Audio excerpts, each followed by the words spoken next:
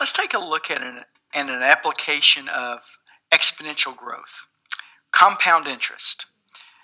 Okay, so let's suppose that we have this situation. We have $100 and we invest it in an account that is going to give us 8% at the end of the year. So we keep our money in there, we get 8%.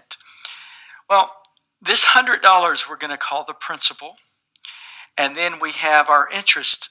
So we have the amount that we put in, and then we have some interest that we earn. Okay, so 8% of the 100. So at the end of the year, we would have $108.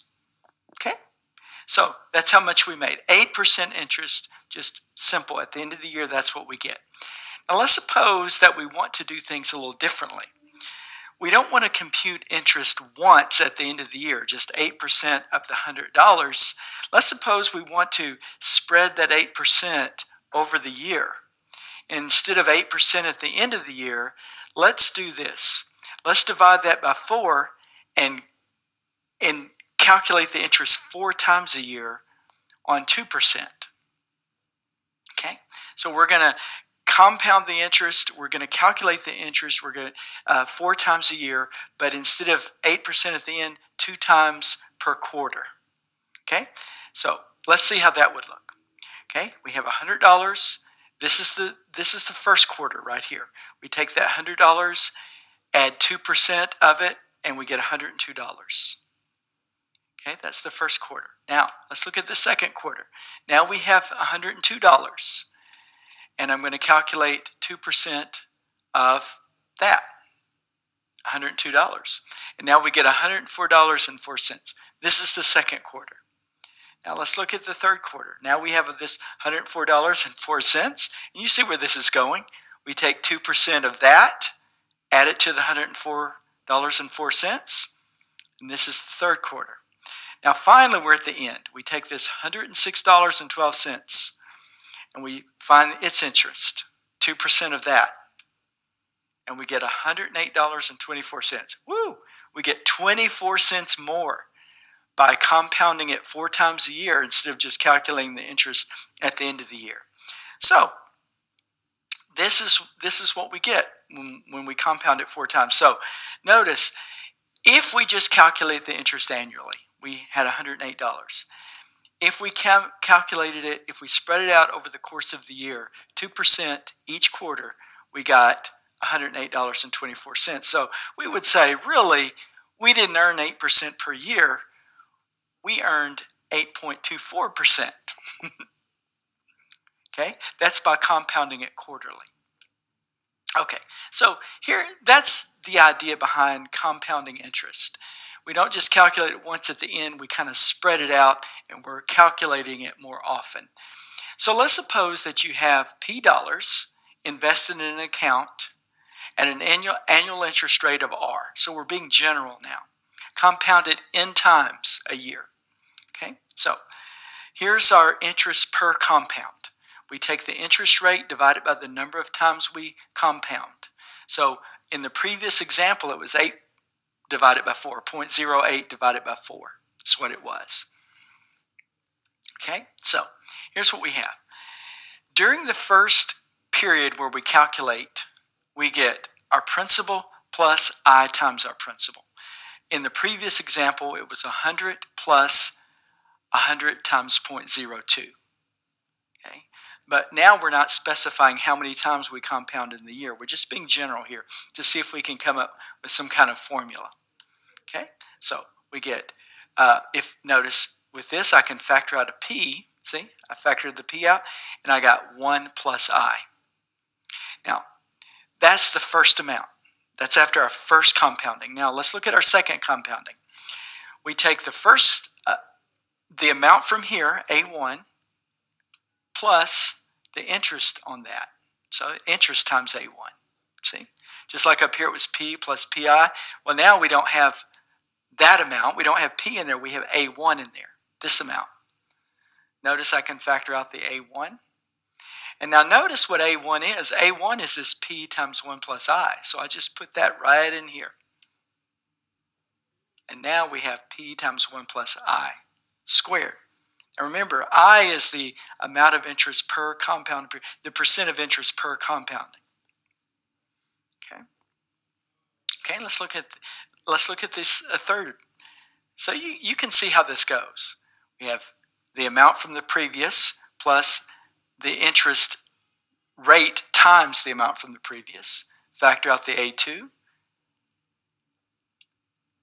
You can see how we get these formulas. We do A4 and so forth. It goes this way.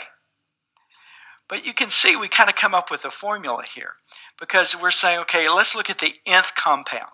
Well, we take the previous, the a n minus 1th amount, factor out the a sub n minus 1, and we get this.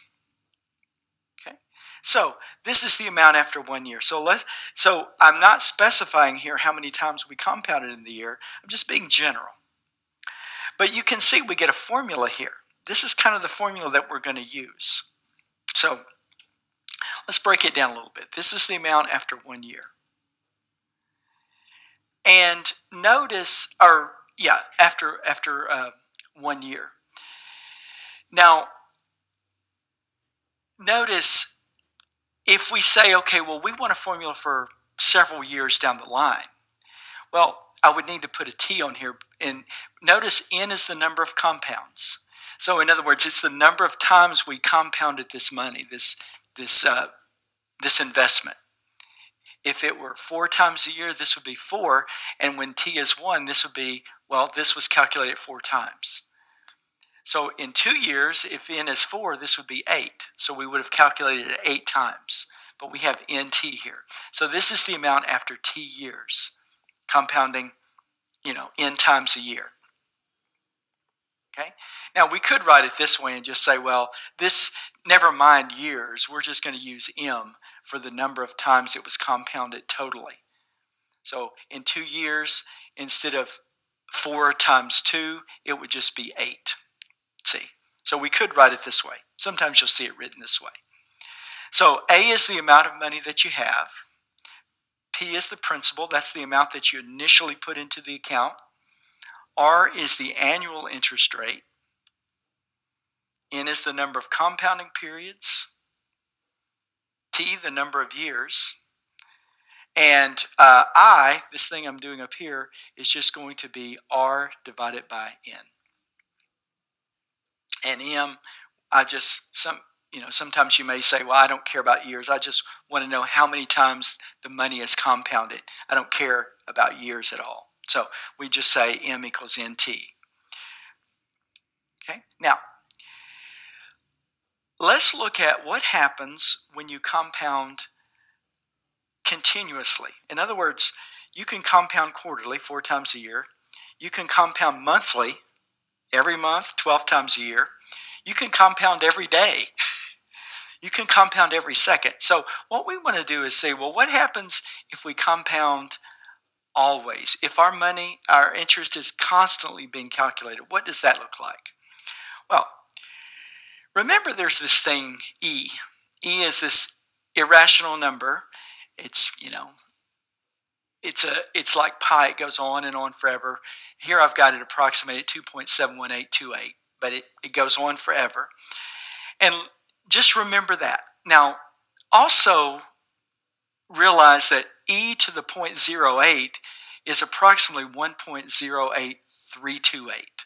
So that's something I'm throwing out here. It seems random, but keep this in mind because I want to illustrate something. Let's just look at this formula here. And this is the formula for compounding n times a year at an 8% annual interest rate. So in other words, we're going to take this annual interest rate of 0.08, 8%, divide it by n. Like in the early on, the example was 4. I took the 0.08 divided by 4. Okay, so let's suppose we have this formula to calculate the amount of money after t years. Now notice what I can do. I can rewrite this thing this way. And notice it's the same thing. All I did was realize that, using properties of exponent, I just put the t on the outside. Okay? Now, what I'm going to do is I'm going to play around with this part in here. This part right here. Okay? So let's suppose I compound the interest once a year. Well, I get this part right here just becomes 1.08. See, I just put 1 in place of n. See, n, 1 here and 1 here. Now, let's suppose I compound 10 times a year. Well, notice I just put a 10 here and a 10 here. So I'm just messing with this part inside this big parentheses, the outsidemost parentheses. I get 1.08294. Now look, this up here is 1.08328. Okay, notice this seems like it's getting close to that. Now let's look at this one. What if I put 100 in instead of 10? I put 100 in place of n. Well, I get 1.08325. Heck, let's go ahead and put 1,000 in there. Let's suppose we're going to compound interest 1,000 times a year. Well, I put 1,000 in place of n, and look what, dig this, 1.08238. Ah, look at this, 1.08328. So if I'm compounding interest 1,000 times a year, maybe instead of writing all of this out, this right here, maybe I could just write e to the 0.08. Maybe I could just replace this with e to the 0.08 to the t, or e to the 0.08t. Maybe I could do that. So the point is, and we could keep going with this, but the point is, as n goes to infinity, in other words, as you compound more and more and more times a year, this part right here goes to e to the r. Yeah, so that's pretty cool. So if you're talking about calculating interest continuously, here's the formula you want to deal with. The principal times e to the rt. Let's look at an application of exponential decay, and in particular, radioactive decay. So think about if we have this radioactive substance, it's unstable, and it decays and gives off energy as it's decaying toward this more stable substance. And the way we measure that, the way we talk about how fast it decays, is we use this term half-life. In other words, we would say that the half-life is how long it takes for half of the substance to decay. So for example, let's suppose we have 96 grams of this radioactive waltium. I just made that up. And the half-life is 10 years. Find a model for the amount of waltium over time. So here's what we've got. We start off with 96 grams. In 10 years, half of it's gone. Okay? It takes 10 years for that to happen. So when t equals 10, we've got 96 times 1/2. Now, in 10 more years, well, half of this is gone. So we have this amount times 1/2. Okay? So we get 96 times 1/2 to the second. Okay? After 30 years, okay, there's another 10-year period. Now we're going to take half of this, right? Half of this right here. Okay? And so forth. So we go to 40 years. And now we take half of this right there. And we've got 96 times 1/2 to the 4th. Okay. Now, you can see a pattern here. You notice that every 10 years we're going to multiply times 1/2. So how might that look? Well, think about this one. Think about the initial amount, 96, and then we've got 1/2 raised to a power. Now notice what I did was I put t over 10. See? So when t is equal to 10, what I have here is 96 times 1/2 to the 1st, like this right here. See? Now, when t is 20, this up here is 20 divided by 10 is 2. So I have 96 times 1/2 to the 2nd. See, like this right here. See? When t is 30. This exponent is 3. And I get this, see? 96 times 1/2 to the third. So this right here is my model for the amount of radioactive waltium that I have over time. So in general, we could say this. We could say, well, let's write the model this way. We take the initial amount, right here, A sub 0, A naught, times 1/2 to the T over the half-life, whatever the half-life is. Here it was 10, it could be 1,000, whatever. But this is the model that we can use just as an example of exponential decay. So let's suppose that we have 100 grams of a radioactive cornelium. Once again, I made this up. There's no such element. And the half-life is 30 years. Find how long until only 20 grams remain. Well, first thing we want to do is we want to write the model. Using what I just showed you, we take the 100, that's the initial amount, 1/2 to the T over 30, because 30 is the half-life. Now we want to know, this is the amount of the substance left. Now we want to know, when will this A of T equal 20? Well, a good way to figure that out is just look at the graph. Notice we have the model here, 100 times 1/2 to the T over 30. That's this. And then we have Y equals 20. See, 20 grams. So we're wondering, well, when does this equal 20? We'll just find the intersection of these two curves, this Y equals 20 and this 100 times 1/2 to the T over 30. And you can see the intersection is right here at 69.658.